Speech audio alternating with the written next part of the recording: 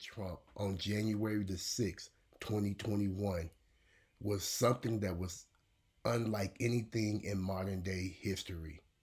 Never before has a sitting president of the United States of America tried to overthrow his own government. In this clip, we're going to get a close look at what the Trump supporters did and how the day started out, courtesy of ABC News. On January 6th, thousands of rioters, many coming from Trump's Save America rally, stormed the U.S. Capitol as Congress met to certify the 2020 presidential election results. The insurrection resulted in multiple deaths.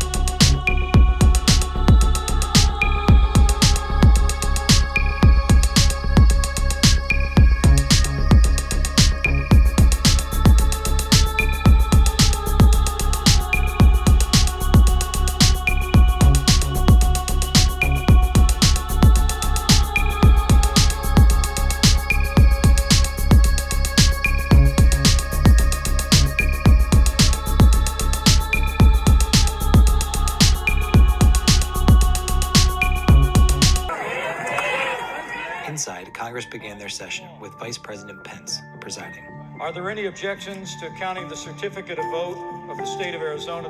I will vote to respect the people's decision and defend our system of government as we know it. During this time, explosive devices were reported outside the DNC and RNC headquarters. Meanwhile, rioters continued to surround the Capitol, taking photos and waving flags. One video shows rioters streaming past barricades with officers standing by. An audio message from around 2 p.m. warned congressional staffers and reporters to stay away from windows and doors. Between 2 and 2:30, rioters broke through multiple entrances and began pushing further into the building.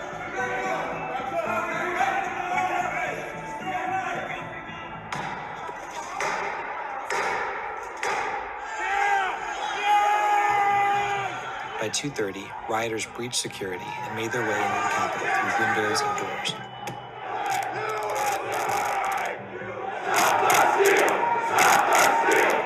Crowds began pouring into the Rotunda, Crypt, Statuary Hall, and other locations. On the chamber floor, the House recessed and told members to lock down and shelter in place. They broke the glass? Everybody stay down! Get down! Around 2:45, members of the Capitol security team barricaded the entry doors to the chamber. Congress members retrieved gas masks from underneath their seats, and tear gas has been released into the Rotunda. Outside the House chamber in a stairwell, protesters attempted to get into a secured hallway.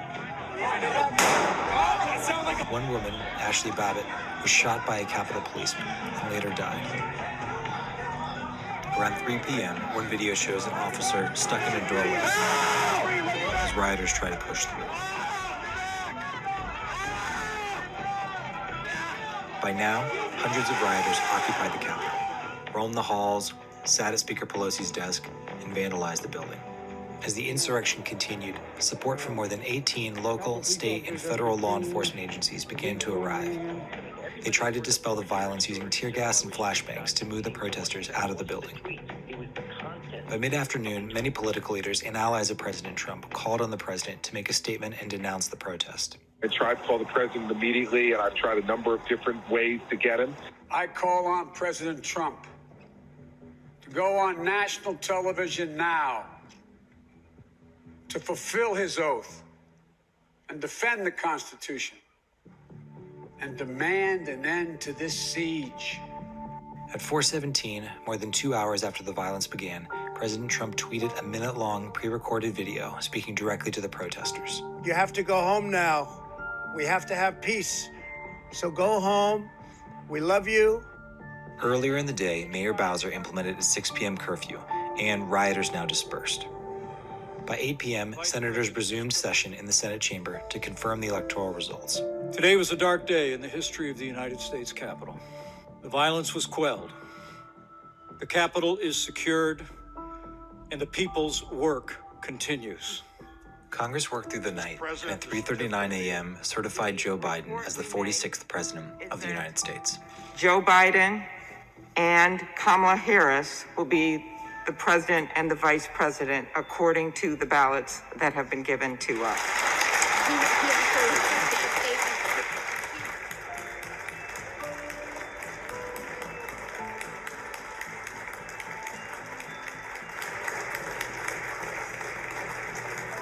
Purpose of the joint session having concluded, pursuant to Senate Concurrent Resolution 1, 117th Congress, the chair declares the joint session dissolved.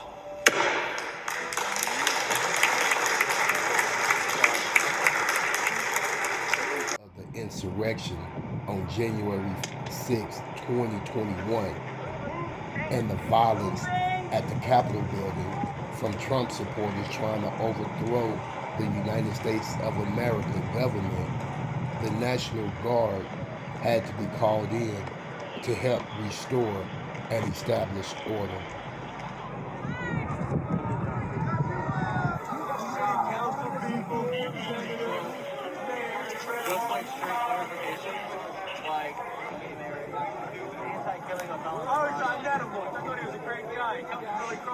I've worked in politics for years.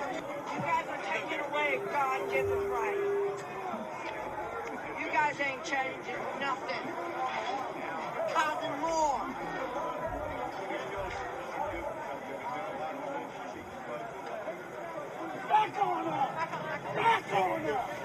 The world was surprised to see that something like this could happen in the United States of America. Some people have even stated that Babylon the Great has fallen.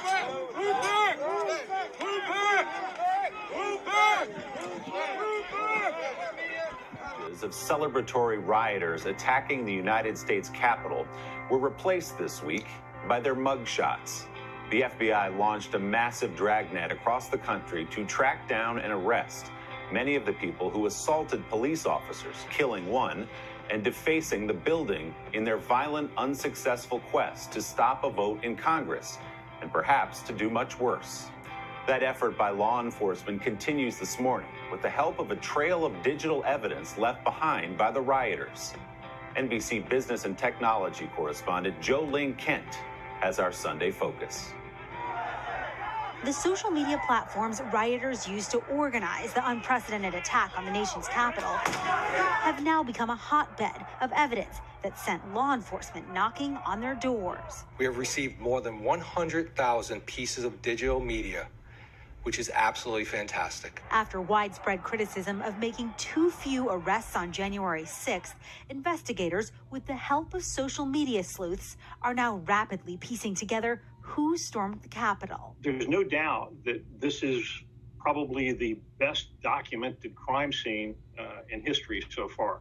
That's because of what former FBI Special Agent Mark Pollitt calls the staggering number of digital devices at the scene. What are some of the little digital footprints that suspects are leaving behind from this? You carry your phone everywhere you go, and it's talking to the network all the time. You know, the other thing is, I'm not a big fan of Twitter personally, but people that are seem to do it as a stream of consciousness. Well, from an investigative perspective, that's gold, because you're really seeing inside that person's head. In over a dozen cases so far, law enforcement relied in part on social media evidence to identify the suspect. Take the case of Eric Munchell. Court documents show the FBI started with these photos of him inside the Senate chamber. They used his baseball cap, the patch on his chest, and his unique shirt to match him to a screen grab of a live stream from inside a nearby hotel lobby that captures Munchell before he put his mask on. From there, they used an image search to find this picture of Munchell just outside the Capitol building. According to court documents, the authorities then located his social media profiles and gathered enough evidence for FBI agents in Nashville to arrest him on January 10th. Jenny Cudd of Midland, Texas, went live on Facebook and boasted about the damage done. We did break down the Nancy Pelosi's office door. The FBI matched her to this photo taken by a journalist inside the Capitol. Robert Packer's offensive sweatshirt captured the attention of reporters who posted pictures of him on Twitter. A tipster in Newport News, Virginia, recognized the sweatshirt and provided law enforcement with a picture of Packer inside a store from a month earlier. It was enough for the FBI to arrest him. So just as organizing online can manifest into real-life action, so too can trails of evidence. There's no distinction between online and offline anymore. That reality pushing the most extreme voices onto more private platforms like Signal and Telegram ahead of Inauguration Day.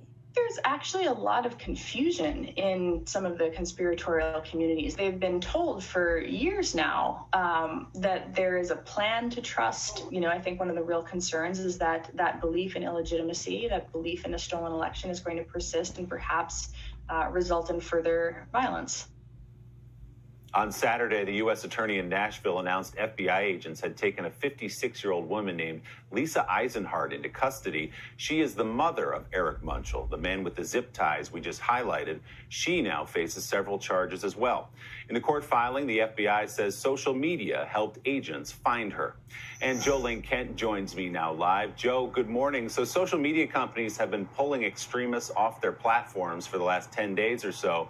But to what extent are they actually helping law enforcement find the people who attacked the Capitol? Hey, Willie, good morning. Facebook and Twitter have a pretty long history of cooperating with law enforcement behind the scenes on these types of investigations. And now Facebook announcing it's banning any new events from being organized near the Capitol as a prevention measure, the White House or any state Capitol buildings as well through Inauguration Day. Also, Facebook saying it's not going to allow any ads for weapon accessories like gun safes, vests, and holsters in the U.S. at least through 2 days after Inauguration Day, out of what they keep calling an abundance of caution. So a lot of changes right now, Willie. Amazing what law enforcement can do with technology these days. Joe, so interesting. Thank you very much. The United States Capitol to interrupt the peaceful transfer of power. I've been thinking about how you must have seen it. How did you feel when you watched that happen in the United States? We were very shocked. I was very surprised. I could not imagine that something like this was possible in the United States of America. I believe this was a strong blow to democracy of the United States.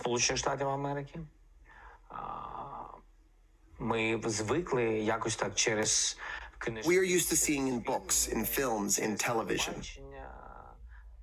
We are used to believing that the United States has the ideal democratic institutions, where power is transferred calmly, without war, without revolutions. Power is passed from one presidency to another. We saw it in Ukraine. In Ukraine, we lived through 2 revolutions. We saw it.